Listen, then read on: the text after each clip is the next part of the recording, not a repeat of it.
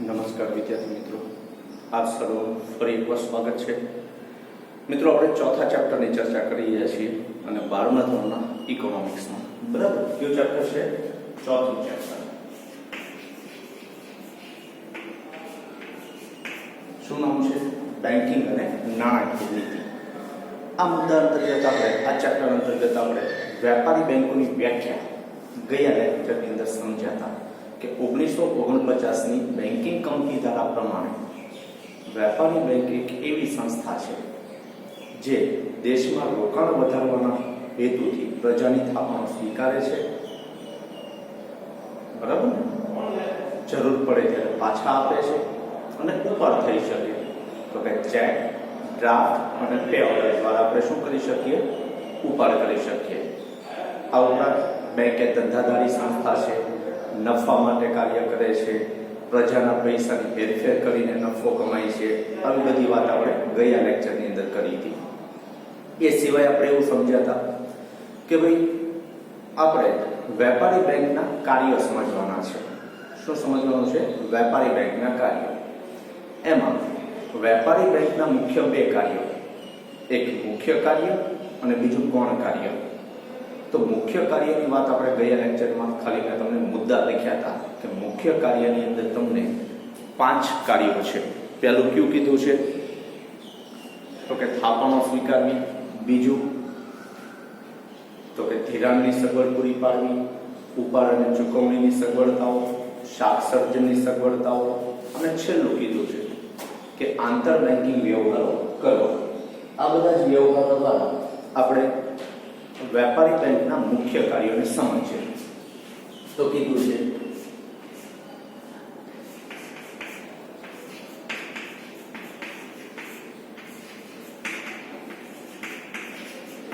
વેપારી બેંકના કાર્યો.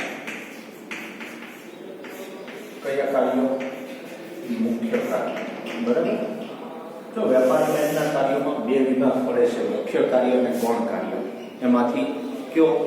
તો કે પહેલું કાર્ય છે થાપણો સ્વીકાર.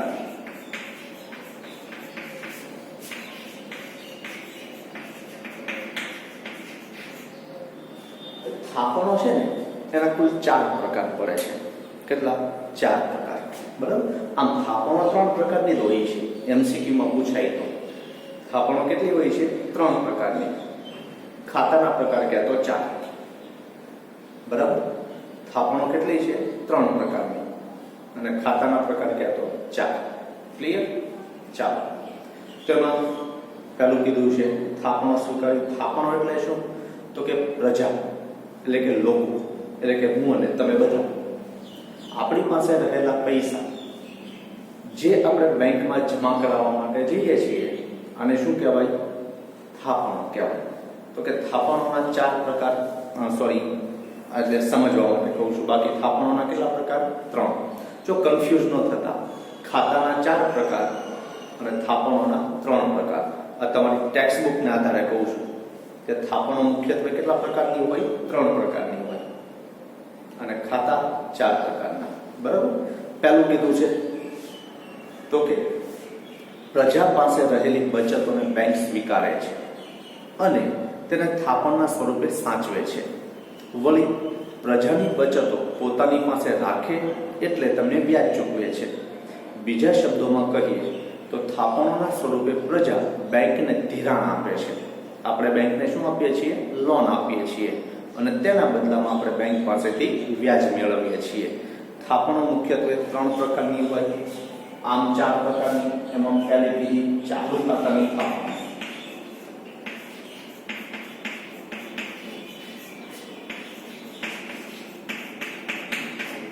શું કીધું? ચાલુ ખાતાની થાપણો. તો ચાલુ ખાતું છે એ હંમેશા વેપારીઓ ખોલાવી શકે. મોટા ભાગે કોણ ખોલાવી શકે? મોટા બિઝનેસમેન હોય, મોટા વેપારીઓ હોય, દુકાનદાર હોય, એ ચાલુ ખાતું ખોલાવે. ચાલુ ખાતા ઉપર બેંક કોઈ પ્રકારનું વ્યાજ આપતી નથી. એનું કારણ શું? તો કે આ ખાતા ઉપર બેંકના કોઈ પ્રકારના લિમિટ હોતા નથી. તમામ પ્રકારની છૂટ હોય. આ ઉપરાંત હમણાં છૂટની આપણે વાત કરીએ, કઈ છૂટ હોય? આ ઉપરાંત બેંક ચાલુ ખાતાની થાપણો ઉપર ઓવરડ્રાફ્ટની સુવિધા આપી શકે છે, જેને આપણે અતિરિક્ત થાપણ કહીએ. શું કહેવાય? અતિરિક્ત ઉપાડ. થાપણ નહીં, ઉપાડ. એટલે કે ઓવરડ્રાફ્ટની સુવિધા આપે છે. હવે જો જનરલી તમને ખબર છે કે બચત ખાતામાં અમુક રૂપિયા જમા રાખવા જ પડે, હોય છે કે નથી હોતું? એમ ચાલુ ખાતામાં અમુક રૂપિયા તમારે રાખવા જ પડે, પણ તમે વ્યવહાર કરી શકો. જો એની કરતાં ઓછા પૈસા થાય તો બેંક તમારી પાસેથી ચાર્જ વસૂલ કરે. આ ઉપરાંત તમને ખબર છે કે બચત ખાતું હોય અને એટીએમ માંથી પૈસા તમે ઉપાડવા માટે જાઓ તો નોન મેટ્રો સિટી એટલે કે ભાવનગર જેવા શહેરમાં, કે જે નાના શહેરો છે, જુનાગઢ છે, અમરેલી છે, આ બધા કેવા સિટી કહેવાય? Non metro city. સિહોર છે, પાલિતાણા છે, તળાજા છે, મહુવા, આ બધા કેવા સિટી કહેવાય? Non metro city. નાના શહેરો કે જેનો જે વિકાસ થઈ રહ્યો છે. આવા સિટીમાં જો તમે બચત ખાતામાંથી એટીએમ દ્વારા પૈસા ઉપાડો તો 5 વ્યવહાર કરી શકો, 5 ટ્રાન્ઝેક્શન કરી શકો. પણ જો મેટ્રો સિટી હોય એટલે કે અમદાવાદ છે, બરોડા છે, સુરત છે, બોમ્બે છે, આવા બધા સિટી હોય તો તમે 1 મહિનાના 3 જ ટ્રાન્ઝેક્શન કરી શકો. એટલે કે નોન મેટ્રો સિટી કરતાં કેટલા? 2 ઓછા ટ્રાન્ઝેક્શન કરી શકો એટીએમ દ્વારા. આ કયા ખાતાની વાત કરીએ આપણે? બચત ખાતાની. પણ આવા કોઈ ઉપાડ ઉપર પ્રતિબંધ, ઉપાડ ઉપર અમુક સમય માટેની પાબંદી ચાલુ ખાતામાં હોતી નથી. ચાલુ ખાતામાં તમે ગમે એટલી વાર રૂપિયા જમા કરાવી શકો, ગમે એટલી વાર રૂપિયા ઉપાડ કરી શકો. આખા દિવસ દરમિયાન તમે ધારો એવા વ્યવહારો ઉપાડ અને જમા કરી શકો. આ ઉપરાંત બચત ખાતામાં અમુક રૂપિયા કરતાં વધારે રૂપિયા તમે જમા કરાવો તો પાન નંબર જુએ છે. એ પણ સુવિધા ચાલુ ખાતામાં ઉપલબ્ધ છે કે ગમે એટલા રૂપિયા જમા કરાવો કે ગમે એટલા રૂપિયા ઉપાડો, તમારે કોઈ પાન નંબર આપવાની જરૂર રહેતી નથી. બરાબર? એ સિવાય ઘણી બધી સુવિધા આપણને મળે છે. ચાલુ ખાતા ઉપર પાસબુક ન મળે, ચાલુ ખાતા ઉપર સ્ટેટમેન્ટ હોય. એટલે બધા જ વેપારીઓ મહિનો પૂરો થાય એટલે સ્ટેટમેન્ટ મળે. પણ જો મહિના દરમિયાન તમારે બેંકના વ્યવહારો જોવા હોય તો વચ્ચેથી તમને મળી શકે, પણ વધારાના સ્ટેટમેન્ટ ઉપર તમારે બેંકને ચાર્જ ચૂકવવો પડે. જો આવું ન કરવું હોય તો એટલા માટે જ દરેક વેપારી છે એ પોતે પોતાના એકાઉન્ટન્ટને કહી બેંક સાથેના વ્યવહારોની નોંધ રાખવા માટે બેંક સિલક મેળ તૈયાર કરે છે, કે જેથી ખબર પડે કે છેલ્લે આપણી પાસે કેટલી સિલક વધી હતી, આપણે ક્યારે કોને કેટલો ચેક આપ્યો, કોનો ચેક ક્યારે મળ્યો, કેટલા આપણા ખાતામાં જમા છે. આ બધી જ બાબતોની જાણકારી મેળવવા માટે વેપારીઓ શું તૈયાર કરે? બેંક સિલક મેળ તૈયાર કરે છે. તો આ રીતે આ કયું ખાતું હતું? ચાલુ ખાતું અથવા ચાલુ ખાતાની થાપણો. એમાં વાત કરીએ તો કે આ ખાતું ધંધો, પેઢી કે વ્યક્તિના નામે ખોલવામાં આવે છે. એમાં રખાતી થાપણો બધા જ પ્રકારની થાપણો કરતાં વધુ તરલ હોય છે. તરલ એટલે શું? તરલ એટલે શું? તો કે જમા ઉપાડ માટેના કોઈ પણ પ્રકારના પ્રતિબંધો હોતા નથી, કોઈ પાબંદી હોતી નથી. એ ખાતામાં રૂપિયો છે ને, એમ ઓલા જેવું કહેવાય કે જળની સપાટી ઉપર કોઈ વસ્તુ પડી હોય તો સ્થિર ન રહે. એમ ચાલુ ખાતાની મૂડી છે, ચાલુ ખાતાની થાપણો છે, સ્થિર ન હોય, એટલે એમાં તરલતા વધારે હોય. આજે તમે જમા કરાવો 5 મિનિટ પછી ઉપાડી શકો, જોકે રહે જ નહીં કાંઈ, કારણ કે એકબીજાના શાખના વ્યવહારો છે ને એ એકબીજાના કોલના આધારે હોય. આપણને કોઈ કે 15 દિવસની શાખા આપી તો આપણે બીજાને 20 દિવસનું કહીએ, કારણ કે 15 દિવસોનો ચેક આવે ને આપણા ખાતામાં જમા થાય અને 20મા દિવસે આપણે બીજાને આપી શકીએ. તો ચાલુ ખાતામાં મૂડી તરલ હોય છે, ટૂંકમાં સ્થિર ન હોય, સતત ફર્યા કરતી હોય. બરાબર? તરલ હોય છે. ધંધા માટે દિવસના જેટલી વાર ઉપાડ કરવો હોય તેટલી વાર ઉપાડ થઈ શકે છે. આ ખાતેદારને ચેકબુક મળે છે પરંતુ વ્યાજ મળતું નથી. ઉપરથી બેંક તેમની પાસેથી અમુક પ્રકારનો સર્વિસ ચાર્જ વસૂલ કરે છે. આ ખાતામાં જમા રકમ કરતાં અતિરિક્ત ઉપાડ પણ ધંધા માટે કાયદા મુજબ કરી શકાય છે. આ અતિરિક્ત ઉપાડ એટલે ઓવરડ્રાફ્ટ કહી શકાય, કેશ ક્રેડિટ કહી શકાય, તો આવી રીતે અલગ અલગ રીતે આપણે આ ખાતામાંથી પૈસા મેળવી શકીએ છીએ. બીજું કીધું બચત ખાતાની થાપણો.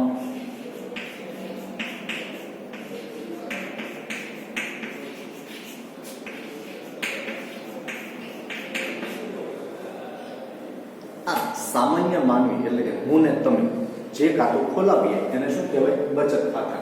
થાપણો. આ ખાતા ઉપર બેંક સામાન્ય વ્યાજ આપે છે. જ્યાં સુધી મને યાદ છે ત્યાં સુધી 3% કે 3.5%, 3 થી 3.5% સુધી બેંક આપણને બચત ખાતાની થાપણો પર વ્યાજ આપે છે. બરાબર. તો આ જે બચત ખાતાની થાપણો છે હું ને તમે ખોલાવી શકીએ. આ ખાતા ઉપર અમુક રકમ છે બેંકમાં જમા રાખવી પડે, એવો બેંકનો કાયદો છે.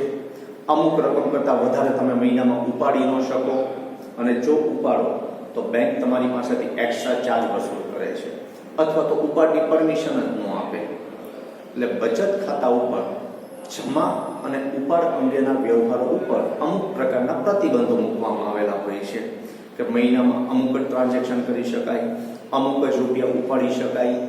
આ ઉપરાંત આ ખાતામાં બેંક આપણને પાસબુકની સુવિધા આપે છે, એટીએમની સુવિધા આપે છે અને ચેકબુકની સુવિધા આપે છે. આમાં એટીએમની સુવિધા મળે નહીં.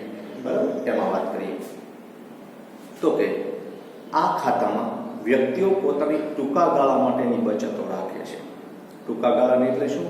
આજે જમા કરાવો અને 5-6 મહિનામાં પાછી તમે ઉપાડી લો. જો જરૂર ન હોય તો જમા રાખો એ વાત અલગ છે, પણ મોટા ભાગે માણસો શું કરે છે? દાખલા તરીકે અમે જ છીએ તો અમારો પગાર છે ખાતામાં જમા થાય. જેવો જમા થાય એટલે બીજા ત્રીજા દિવસે અમે શું કરશું? ઉપાડી લઈશું. તો આ રીતે મોટા ભાગની બચતો કેવા સમય માટેની હોય છે? ટૂંકા સમય માટેની હોય છે. જ્યારે પૈસા પાછા જોઈએ ત્યારે ચેકબુક દ્વારા ઉપાડ કરી શકાય છે. વળી આવી થાપણો ઉપર વ્યાજ પણ મળે છે. આજના સમયમાં ડેબિટ કાર્ડ, ક્રેડિટ કાર્ડ વગેરેથી પણ બચત ખાતામાંથી ઉપાડ કરી શકાય છે. આ ખાતામાંથી ઉપાડ અંગેના કાયદા દરેક બેંકે નિર્ધારિત કરેલા હોય છે. જો ઉપાડ અંગેના કાયદા એટલે શું? અમુક રકમથી ઉપાડ વધારે ન કરી શકો, અમુક વ્યવહારોથી વધારે ઉપાડના વ્યવહારો ન કરી શકો. કેમ હમણાં મેં તમને કીધું કે મેટ્રો સિટીની અંદર 3 ટ્રાન્ઝેક્શન એટીએમ દ્વારા, અને નોન મેટ્રો સિટીની અંદર તો કે 5 ટ્રાન્ઝેક્શન. જો 5 કરતાં વધારે ટ્રાન્ઝેક્શન કરો, આ ઉપરાંત તમારી બેંક એસબીઆઈ હોય અને તમે એચડીએફસી માંથી ઉપાડ કરો છો તો પણ અત્યાર સુધી બેંક એની ઉપર અમુક ચાર્જ વસૂલ કરતી હતી કે અમુક ટ્રાન્ઝેક્શન નોન બેન્કિંગ ઉપર થાય, એટલે કે તમારી જે બેંક છે એની કરતાં અલગ બેંક ઉપરથી તમે ઉપાડ કરો એટીએમ દ્વારા તો પણ તમારે અમુક પ્રકારનો ચાર્જ ચૂકવવો પડે. આવા અલગ અલગ પ્રકારના પ્રતિબંધો, અમુક પ્રકારના કાયદા છે બેંકે નક્કી કરેલા હોય છે. અને કઈ થાપણ કહેવાય? બચત ખાતાની થાપણ. ત્રીજું કીધું રિકરિંગ ખાતાની થાપણ.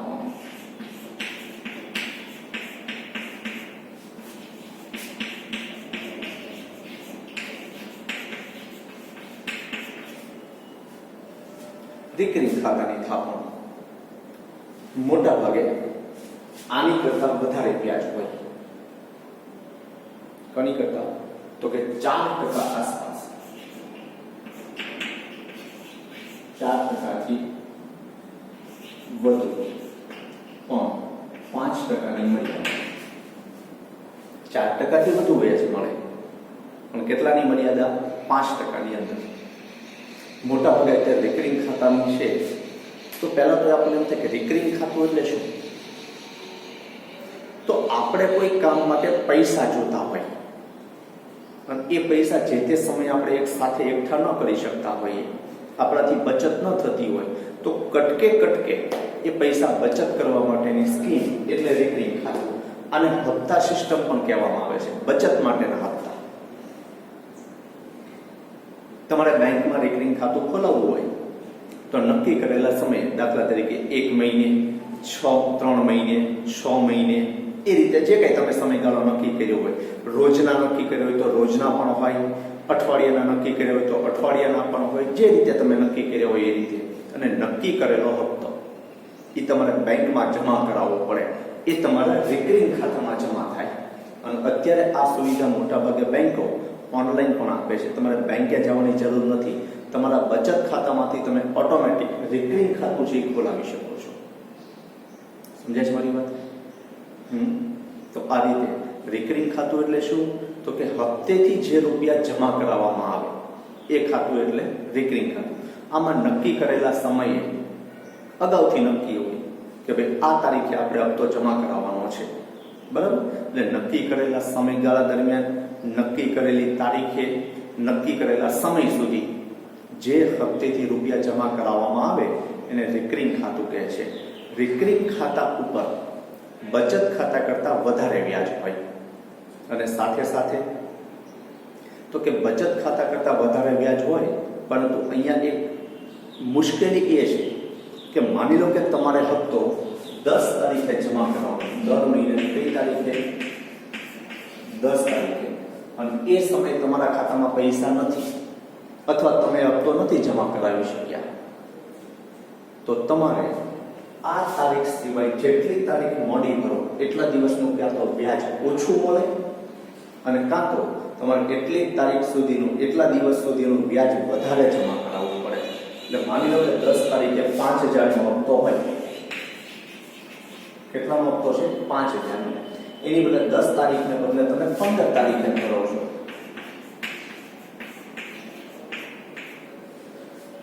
તો 10 થી 15 આ જે વધારાના 5 દિવસ ગયા, એ વધારાના 5 દિવસનું કાં તો તમને વ્યાજ ઓછું મળે અથવા 5000 ઉપર આ 5 દિવસનું વ્યાજ ચડાવીને જે કઈ રૂપિયા થાય એટલા રૂપિયા તમારે રિકરિંગ ખાતામાં ભરવા પડે. તો આને કહેવાય રિકરિંગ ખાતું. તો એમાં જોઈએ કે આ થાપણો પણ બચત ખાતાની થાપણનો જ એક પ્રકાર છે. એટલા માટે વિદ્યાર્થી મિત્રો થાપણના કેટલા પ્રકાર? 3. કઈ કઈ? ચાલુ ખાતાની થાપણો, બચત ખાતાની થાપણો અને ફિક્સ ડિપોઝિટ એટલે કે બાંધી મુદતની થાપણો. બરાબર? એટલે થાપણોના કેટલા પ્રકાર? 3 પ્રકાર. આ બચત ખાતાનો એક પ્રકાર છે. જે વ્યક્તિઓ એક સાથે બચત કરવા ન ઈચ્છતી હોય કે ન કરી શકતી હોય, આપણે વાત કરીને કે અમુક સમય પછી એક સાથે રૂપિયા જોવે છે પણ આપણે ત્યારે રાખી શકીએ એમ નથી, આપણે ત્યારે મેળવી શકીએ એમ નથી, તો કે એવી વ્યક્તિઓ દર મહિને અમુક સમયગાળા દરમિયાન કોઈ ચોક્કસ રકમ આ ખાતામાં જમા કરાવતી રહે છે. આમ વ્યક્તિની થાપણ વધતી જાય અને જમા થયેલી થાપણ ઉપર તેને વ્યાજ મળતું રહે. આવી થાપણોને રિકરિંગ થાપણો પણ કહે છે. જ્યારે કોઈ મહિનાની રકમ જમા ના કરાવાય તો વ્યાજના નુકસાનની સાથે ક્યારેક દંડ પણ ભરવો પડે છે. અને એક વાક્યમાં લખી નાખજો, તમારી ટેક્સ્ટબુકમાં નથી લખ્યું કે રિકરિંગ ખાતાની થાપણો ઉપર બચત ખાતા કરતાં વધારે વ્યાજ આપવામાં આવે છે. શું કહેવાય? રિકરિંગ ખાતાની થાપણો પર બચત ખાતા કરતાં વધારે વ્યાજ આપવામાં આવે છે. અને છેલ્લું કીધું છે મુદતી થાપણો.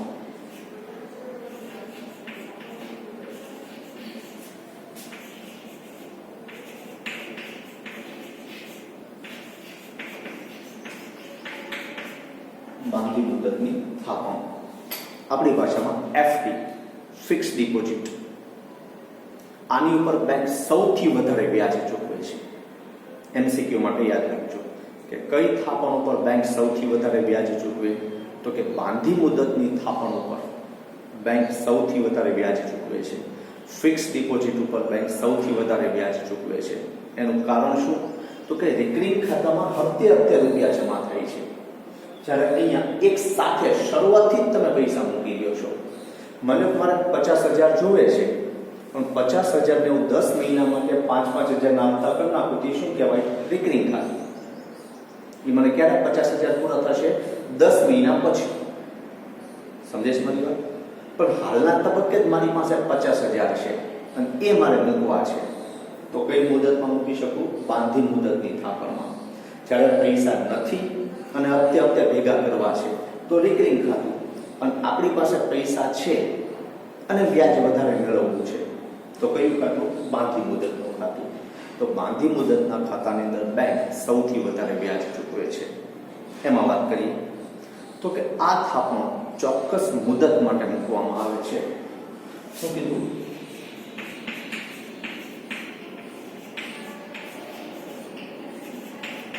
ચોક્કસ મુદત માટે મૂકવામાં મૂકવામાં આવે.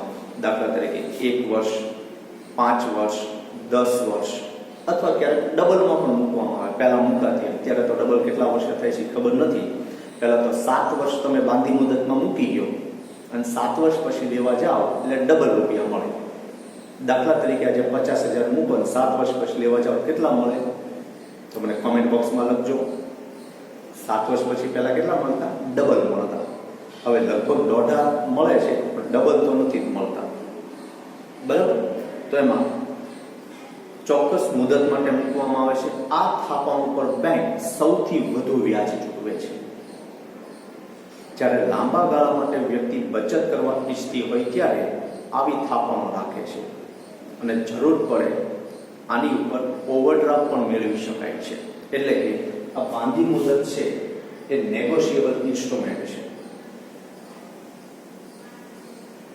તો સાહેબ આવો શબ્દ શું નો કહેવાય ને? નેગોશિયેબલ ઇન્સ્ટ્રુમેન્ટ બિન હસ્તાંતરણીય છે. નેગોશિયેબલ ઇન્સ્ટ્રુમેન્ટ એટલે હસ્તાંતરણીય. જો શું કીધું? નેગોશિયેબલ.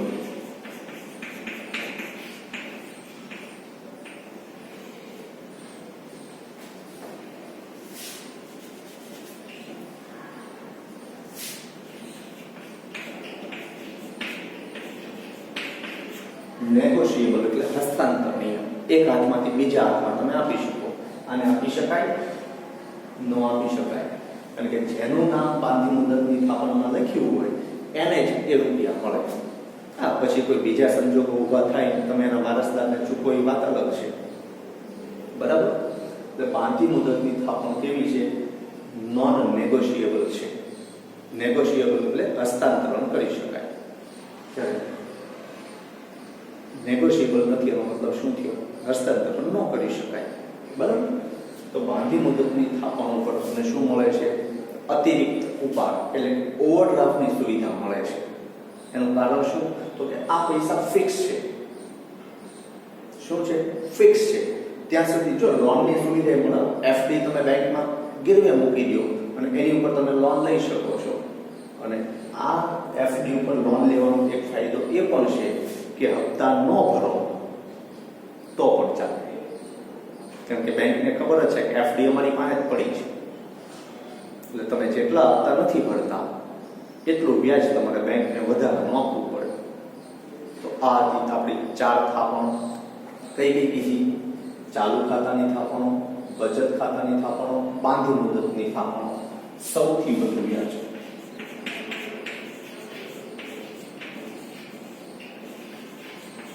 અત્યારના સમય પ્રમાણે 5% વ્યાજ મળે છે. કેટલું? 5% સુધી. કારણ કે ત્યારે બાંધી મુદતની થાપણો પર વધારે વ્યાજ મળતું નથી. સરકારી બેંકોની વાત કરું છું. ઘણી બધી પ્રાઇવેટ બેંકો છે વધારે વ્યાજ આપે છે પણ સરકારી બેંક સૌથી વધુ વ્યાજ 5% લેખે આપે છે. બરાબર? તો ચાલુ ખાતાની થાપણો, બચત ખાતાની થાપણો, રિકરિંગ થાપણો અને બાંધી મુદતના ખાતાની થાપણો. તો આ 4 થાપણો આપણે ભણ્યા. હવે જે બાકીના 4 કાર્યો છે વેપારી બેંકના એ આવતા લેક્ચરની અંદર આપણે ભણશું. ત્યાં સુધી આભાર. ઘરે રહો, સુરક્ષિત રહો. અને વિદ્યાર્થી મિત્રો, આ સમય પણ ચાલ્યો જશે એવી અપેક્ષા સાથે વિડીયો સતત જોતા રહેજો જેથી કરીને આપણી ભણવામાં કોઈ ખલેલ ન પહોંચે. બરાબર? આભાર. ધન્યવાદ.